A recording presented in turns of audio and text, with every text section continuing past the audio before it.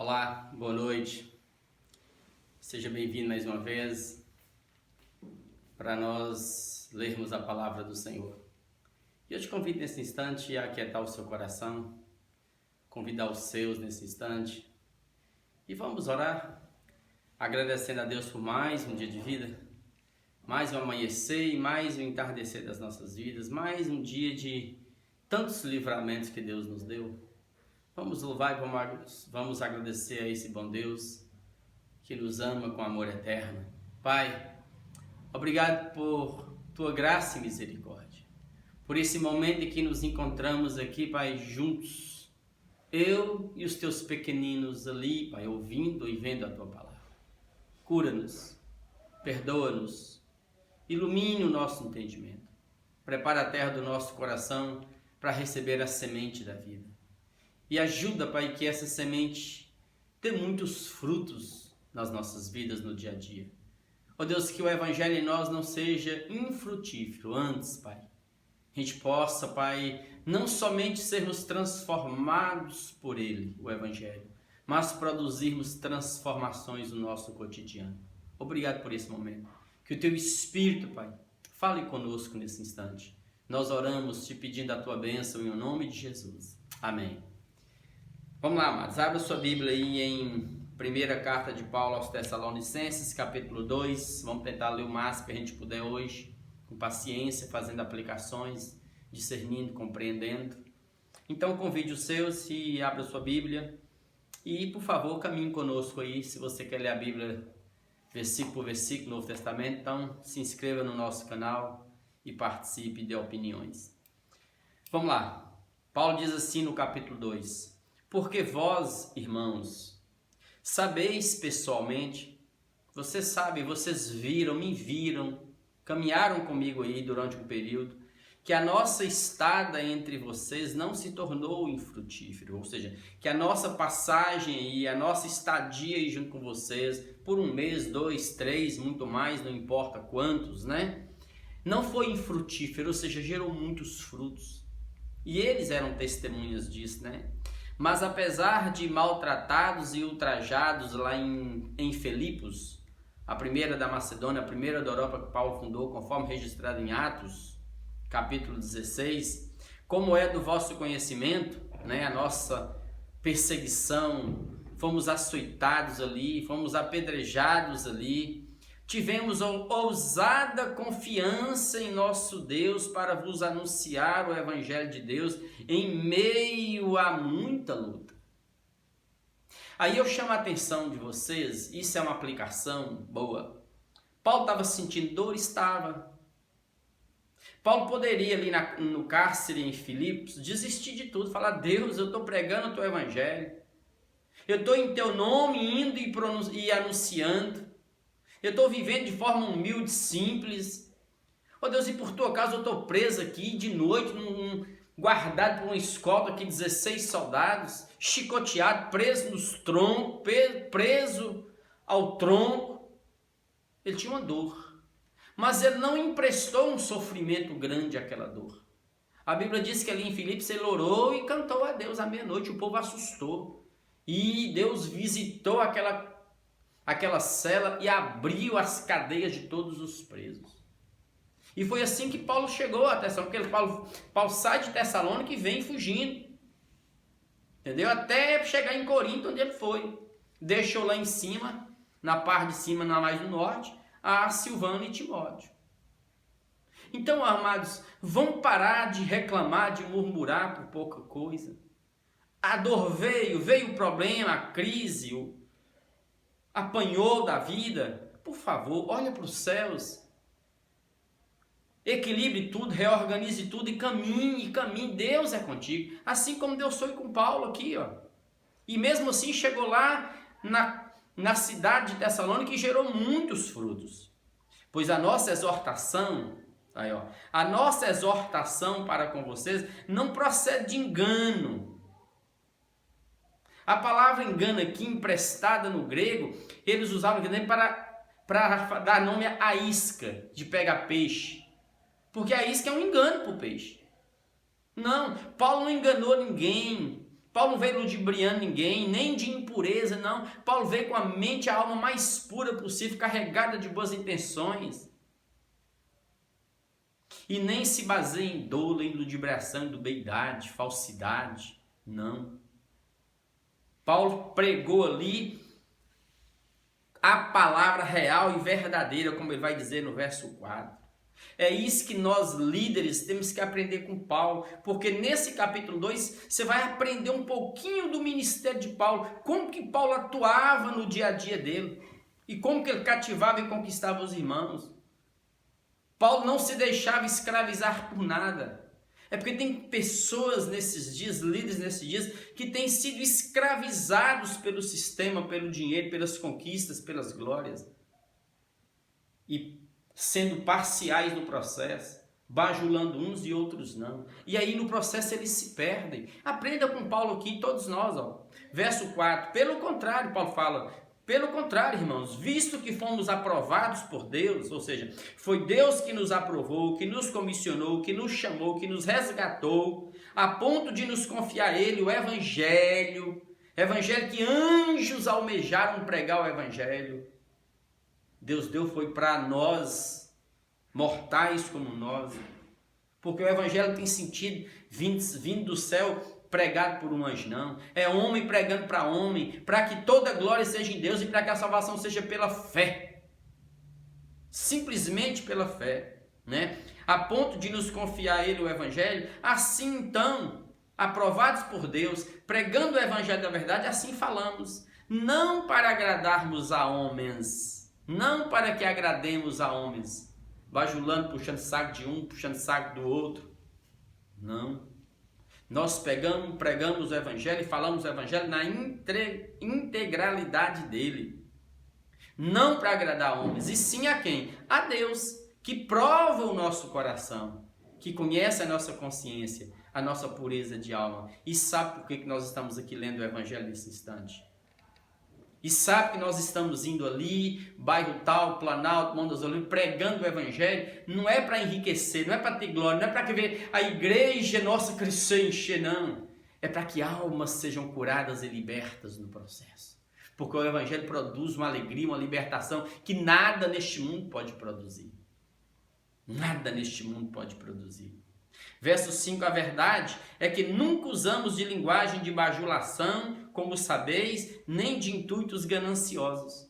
Não bajulamos ninguém e não fomos aí querendo comer as custas de ninguém, com ganância, querem isso, querem salário, querem dinheiro. Não, Deus disse, é testemunha. Também jamais andamos buscando glória de homens, nem de vós mesmos, nem de outros. Nós não fizemos isso não. Paulo nunca ficou pregando para agradar a filosofia dos estoicos daquele tempo. Paulo nunca pregou para agradar o Império Romano. Muito pelo contrário, ele era perseguido pelo Império Romano, porque ele pregava um novo Senhor, um novo Rei, Jesus. E eles assustavam com isso. Paulo não ficava pregando para agradar os judeus, falando de circuncisão, de guardar Moisés, não. Paulo pregava o Evangelho da cruz. Paulo não tinha medo do misticismo pagão daquele tempo.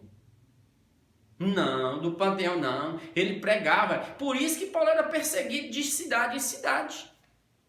Porque ele não abria mão da cruz de Cristo, do Evangelho da graça. Verso 7.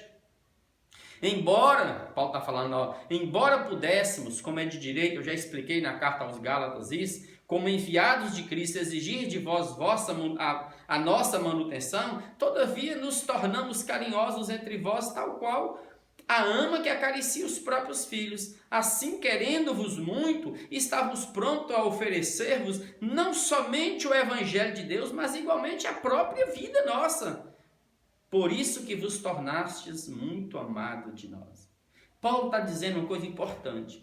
E isso é muito delicado nesses dias, porque, de fato, o dinheiro se tornou Deus dos templos, das religiões. Tem dinheiro, está tudo bem. Faltou dinheiro, o pau come. Paulo está ensinando aqui para os verdadeiros líderes, ainda que seja um direito nosso, e é um direito nosso de quem quer que seja, comer do altar, alimentar, enquanto você prega e abençoa gente, você alimentar daquilo e ter o direito de ter a sua manutenção, como a maioria hoje já tem seus salários fixos, não tem problema. Mas não prega a bunda nisso e fique sem fazer nada não. Paulo está dizendo que mesmo sendo direito dele, ele abriu mão disso. Aqui em Corinto mesmo, ele encontra em Corinto, onde ele está escrevendo, Priscila e Áquila, que eram fazedores de tendas, tinha a mesma profissão dele, nômades, e eles faziam tendas, passavam noites trabalhando, suor do rosto, para vender e comer do seu próprio suor e não depender de ninguém. Porque quando você passa a ser escravo, você passa a ser assalariado e depender somente disso, e faz disso uma profissão, você fica nas mãos das pessoas, dos donos das igrejas, entre aspas. Eu já tive por uma ocasião várias no passado e até recente. No meu ambiente, muitos já pediram para mim, Mazinho, vai para o seminário, vai ser pastor. Nunca senti esse chamado para ir para o seminário. O dom eu não nego, ele existe em mim. Eu sei que através da minha vida Deus pastoreia muita gente. Muita gente, informalmente. Na simplicidade da vida, seja aqui, seja ali. E fora do meu ambiente, olha gente, não foram uma, duas não, foram várias vezes pessoas me procuraram. Você quer vir ser pastor nosso?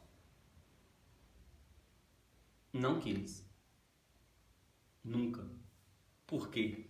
Porque eu não quero perder minha liberdade. Nesse momento não.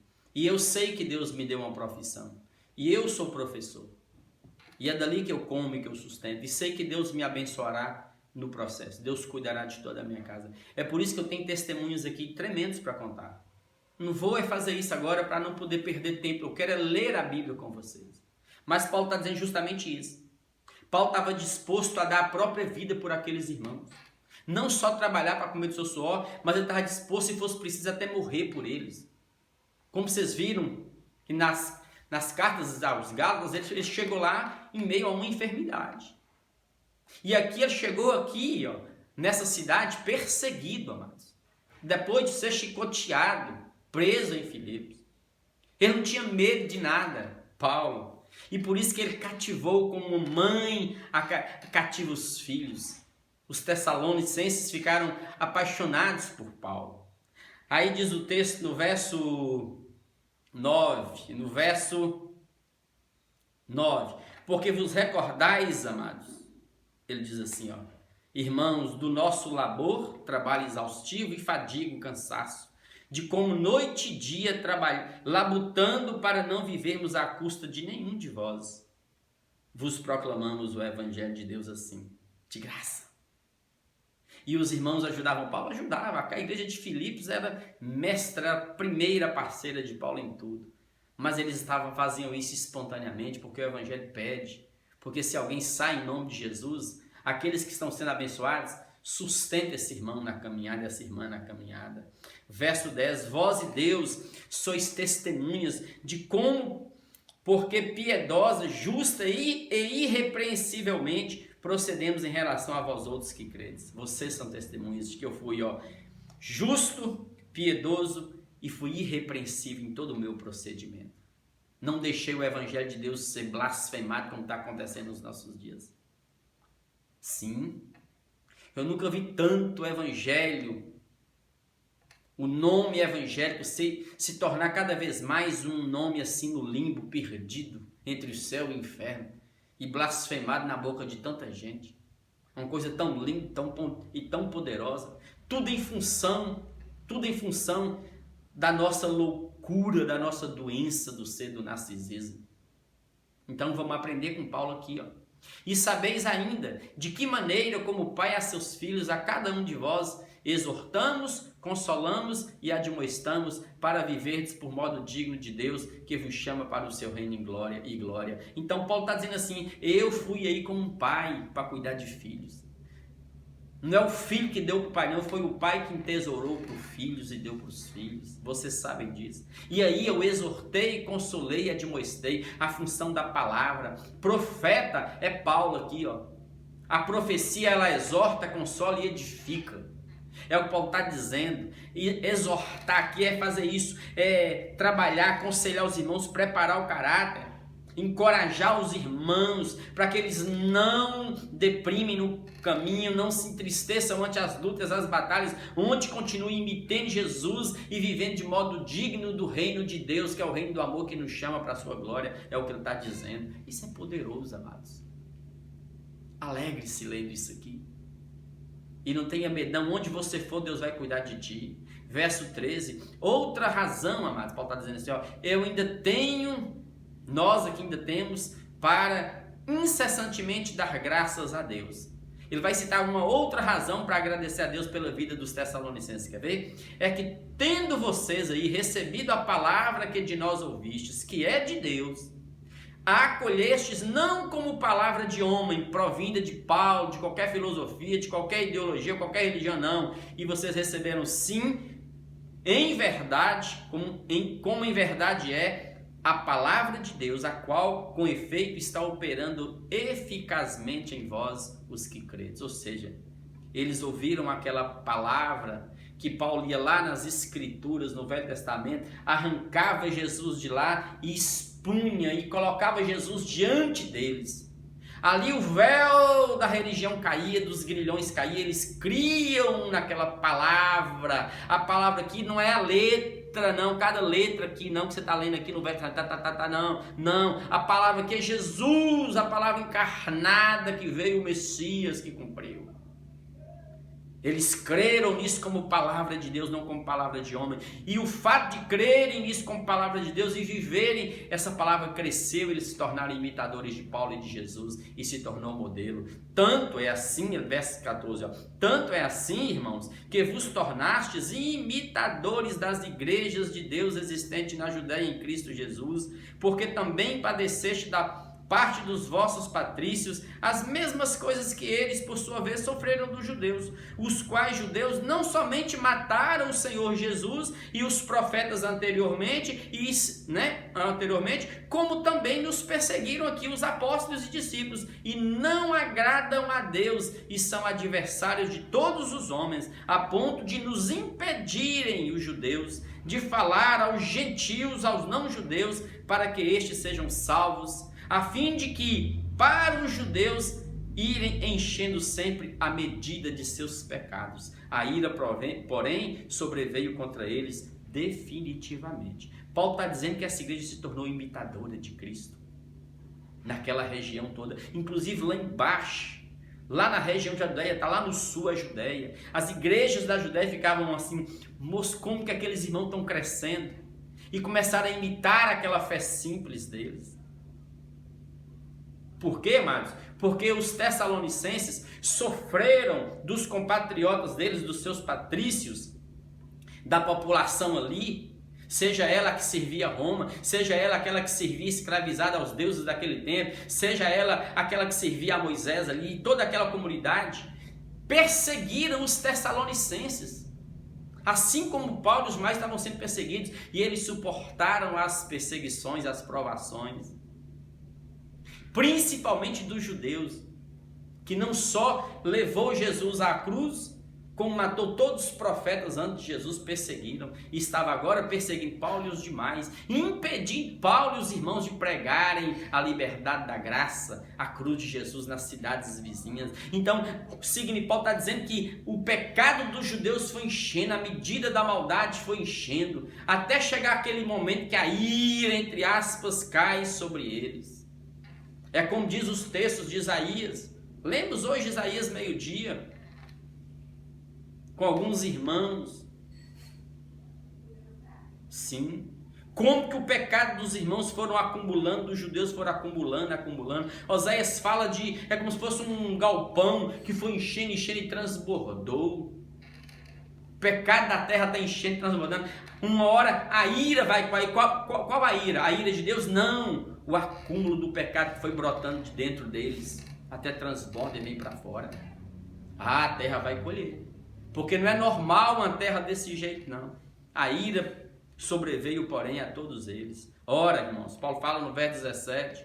Ora, nós, irmãos, orfanados, distante de vocês, por breve tempo, de vossa presença, não porém de coração, em coração e espírito, nós estamos aí com vocês, em amor, em oração, tudo, com tanto mais empenho, diligenciemos com grande desejo e ver-vos pessoalmente. Nós temos muito desejo e todos os dias lutamos até encontrarmos uma oportunidade de chegarmos até aí, de irmos ver vocês. E já fizemos isso. Paulo vai falar assim, ó, por isso quisemos ir até vós, pelo menos eu, Paulo, está dizendo, não somente uma vez, mas duas eu tentei ir até vocês. Aí ele diz assim, ó, contudo Satanás nos barrou o caminho.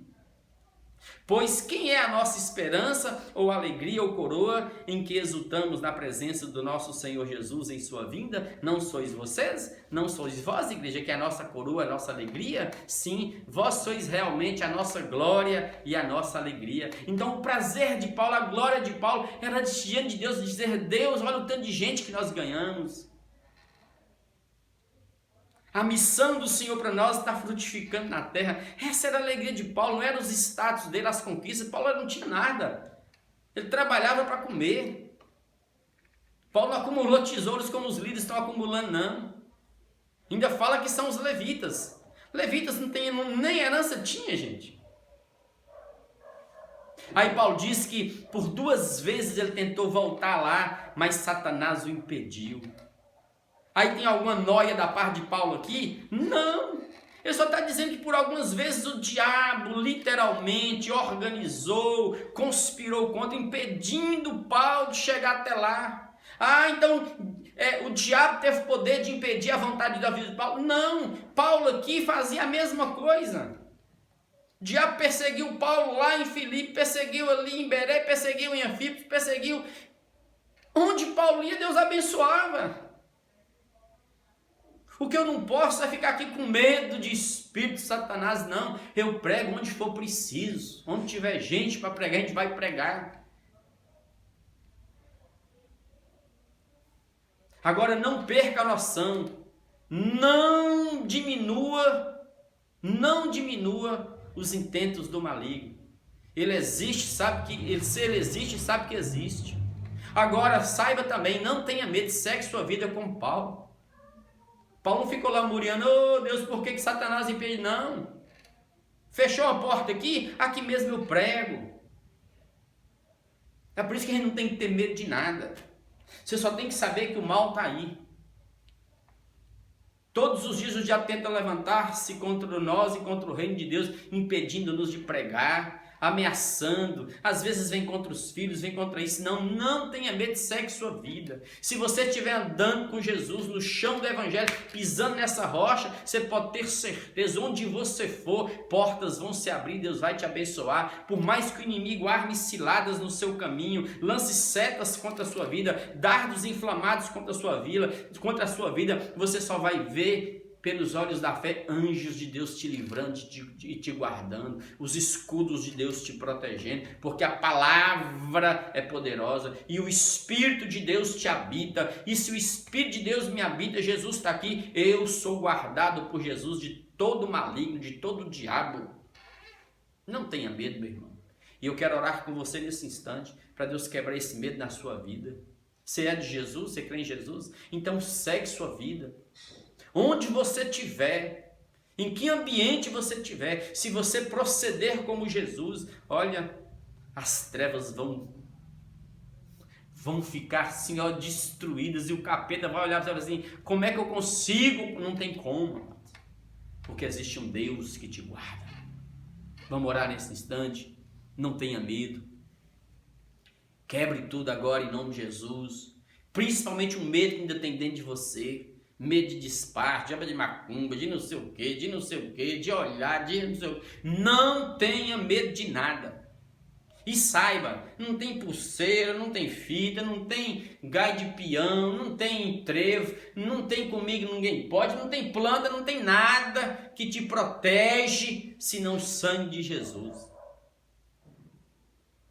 Você tem que estar fechado o corpo, não é com os trem lá dos Exus, das campanhas, não, é com o sangue de Jesus sobre a sua vida, aleluia, porque se Jesus estiver na sua vida, pode vir um inferno inteiro, isso é maioria, como Paulo era a maioria, fizeram de tudo para destruir nada, e Paulo disseminou o evangelho naquelas regiões. Vamos orar, amados, porque Deus é poderoso, aleluia. Deus, obrigado por esse momento, e nós te pedimos aqui agora, eu e os teus filhinhos em casa, Deus, envia os teus anjos. Nós não vemos, o Senhor vê, nós não sabemos o que está sendo tramado contra nós, o Senhor sabe. Então levanta-te a nosso favor, envia os teus anjos com espada de fogo na mão e destrua todas as setas de Satanás contra as nossas casas, nossos filhos, nossos sonhos, nossos projetos contra nós, tentando tirar-nos da tua presença. Destrua, Pai, ser escudo contra todo o vento de enfermidade contra as nossas casas, espíritos de destruição, de brigas, de contenda em nossos lares, em nossos ambientes religiosos. Quebra, Pai, os grilhões da morte em nome de Jesus. Sim, Pai, o Senhor está aqui.